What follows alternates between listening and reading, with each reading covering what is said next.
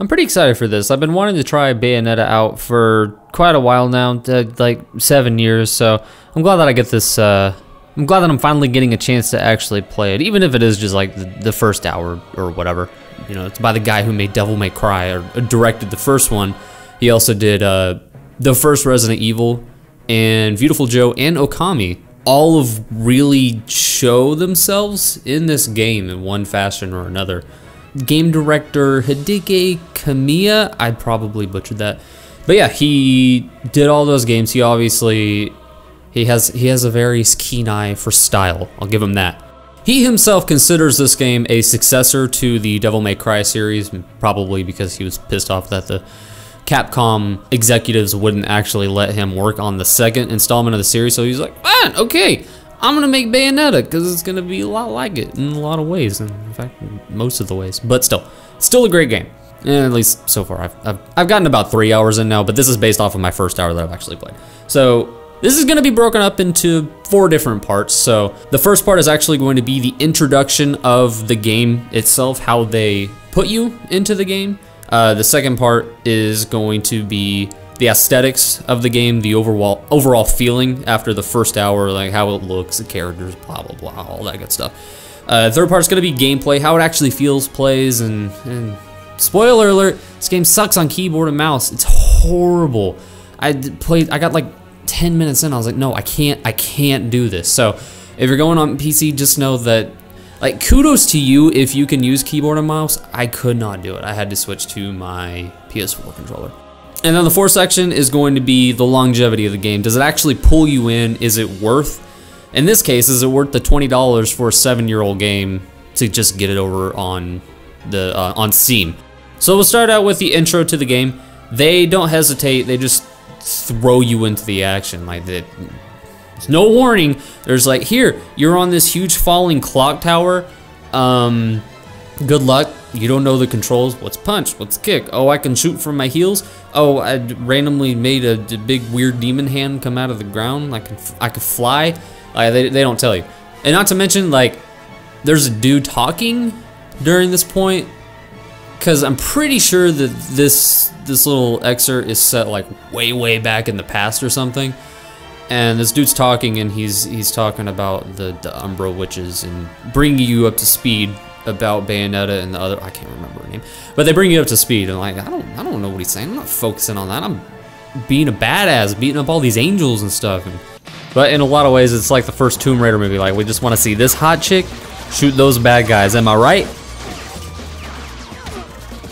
But really, like, I have no idea what's happening with the story at this point. I was just like, there's a really big, creepy dragon, double-headed dragon beast. There's all these weird angel, demon, hawk-looking creatures. Like, I just want to fight.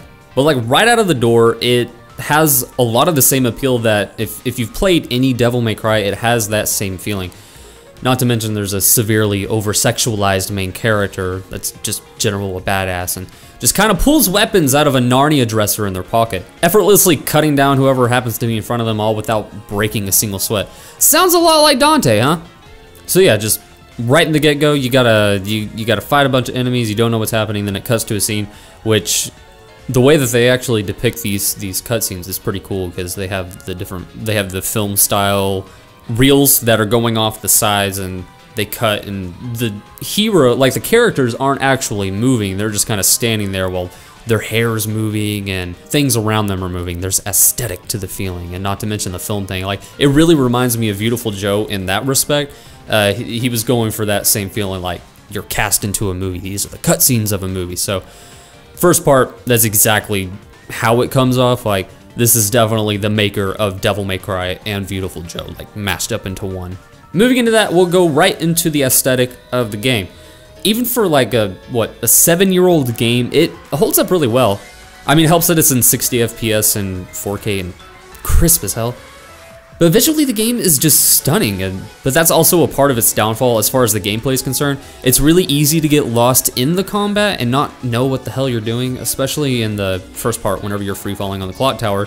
Just mashing buttons like you don't know what to do. It's difficult to tell where you're going, and it's like, I don't know. Oh, and also, this opening credit sequence is one of my favorite opening credit sequences so far. Like the way that they introduce the dev team, the creator, the director, all of these things on the tombstones. It's freaking great, and it just flows right. It just flows straight into the story. It's excellent. The atmosphere is great as well. Like, it has a lot of the same atmosphere that you see in the older Japanese action games, like Resident Evil 4, the first Resident Evil as well, the original Devil May Cry's, not really Beautiful Joe or Orokami because those were very artistic and whimsical, but it's very gray, it's very gothic, especially the art style. It just comes off as depressing while also obviously building upon the story that's much more complex than the environment around it, while keeping the environment very interesting to look at. And just like with Devil May Cry, there's a lot of references to Dante's Inferno, if you're familiar with the 9 levels of hell as well. There's actually 24 if you get really in depth in it. The characters themselves, they're all very ridiculous. Like, even Bayonetta, she tries to come off as a mysterious hard-ass witch who don't take no crap. It makes me believe that at no point during this game is she going to show a sign of weakness. Even at whatever conflict arises, she's going to have that Dante attitude of like, yeah, whatever, I can take this on. Then there's this dude who's like an angry-ass Luke Cage that went to the same tattoo artist as Mike Tyson. And he's a bartender for the gates of hell, and he just really doesn't care. I don't know if he's gonna end up to be like Satan or whatever, but he just has this I don't give a shit attitude as well, like a lot of the characters in this game so far. So like I can't wait to see how his character develops and where he falls into the story. But right now he's just like a man.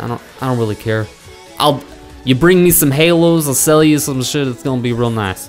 Oh, and you can't forget this Weasley little con artist dude who probably should have died a long time ago, but the fact that he's a blood pact with a witch and the gatekeeper to hell keeps him from getting his body carried away by angels, but that doesn't stop them from trying. Real quick, before we get into the next section of what I want to talk about, I want to give a little attention to this scene right here. Probably the best sequence of events to ever happen in a gaming cutscene ever, period. You know how as a kid, you would imagine ridiculous stunts in your head, like as a fighter, just like some Cirque du Soleil type shit that you would do?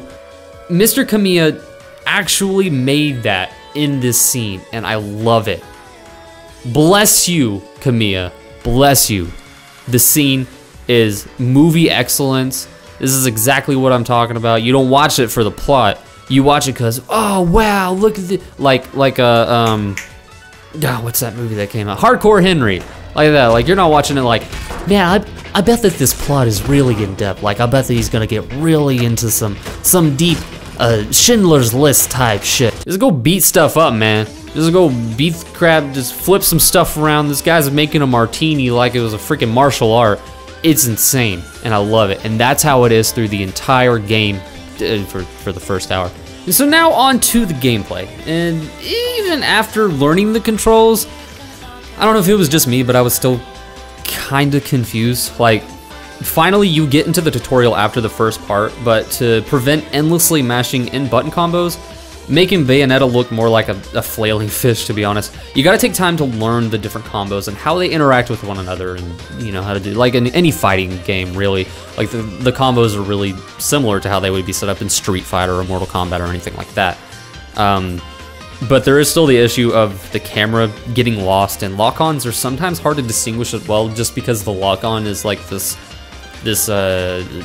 reddish, this maroon reddish color, and a lot of the enemies follow in that color scheme, so sometimes you're like, yeah, locked on, but I can't really tell where I'm going, and you just get kind of, I got kind of flustered sometimes.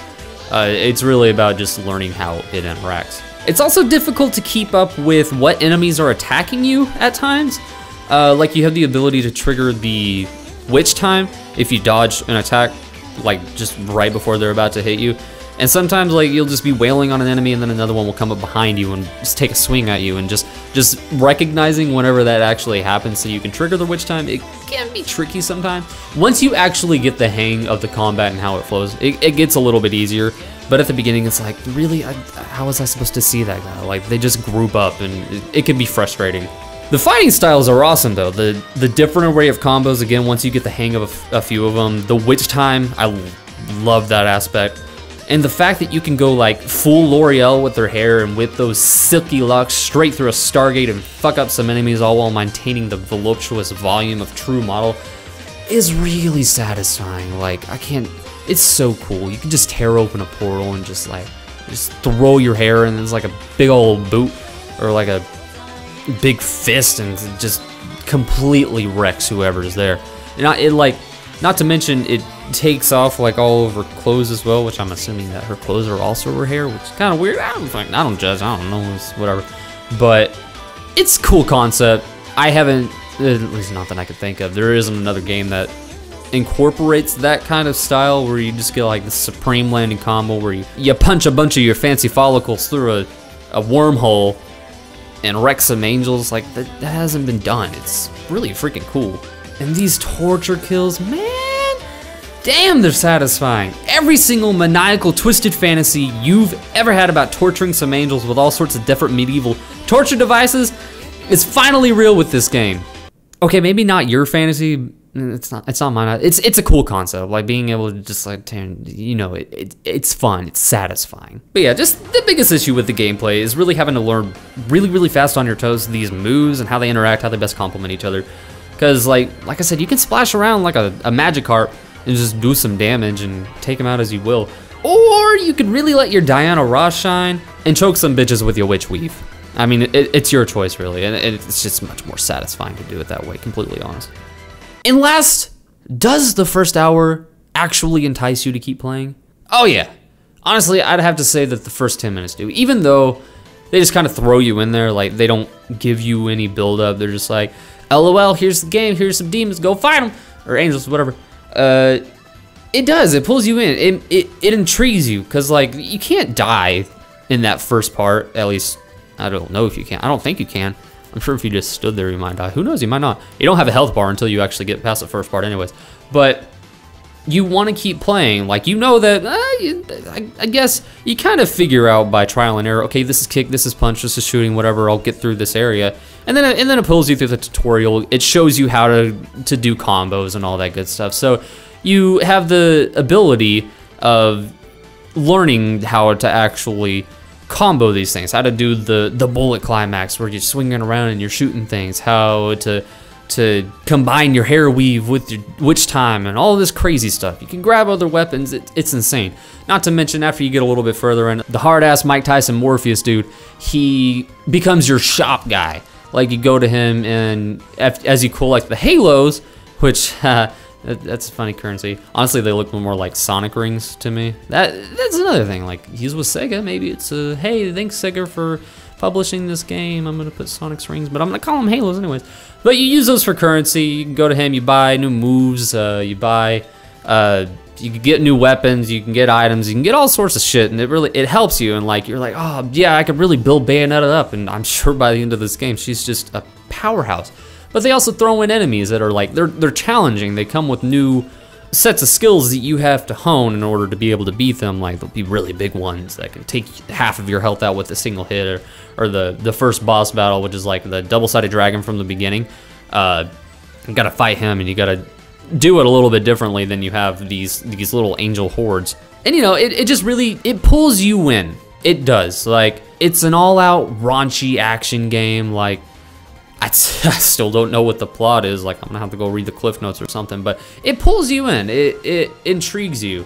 Honestly, if you missed the first run of this game 7 years ago, I would like spend the $20, pick it up on Steam, like, or you know, use a gift card that you have from Christmas. Like, it's worth it. It's fun. It's just good old-fashioned beat 'em up combo fighting raunchy goodness. Like, that's the best way I can describe it. It's really fun. So yeah, I hope you found this review of the first hour of Bayonetta useful. If you already have it, please let me know how you like it down in the comments. And if you have any suggestions for games that you would like to see the first hour reviewed in the future, don't refrain from letting me know down there as well. And do remember to like, share, and subscribe to our channel for more first hour reviews in the future. You're watching PvP Live.